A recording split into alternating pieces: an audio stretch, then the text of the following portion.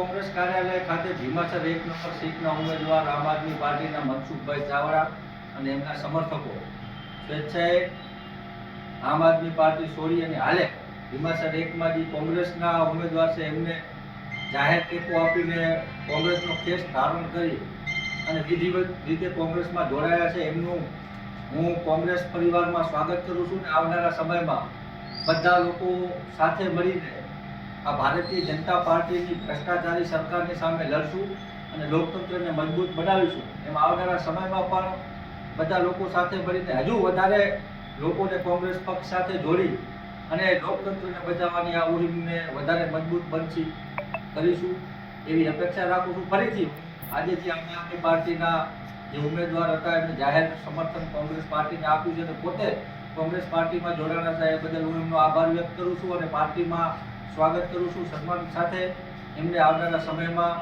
પાર્ટીમાં કામગીરી મળશે, જવાબદારી મળશે અને બધા સાથે મળીને એક સમૃદ્ધ આગળનું નિર્માણ કરીશું એવી અભિલાષા. ધન્યવાદ.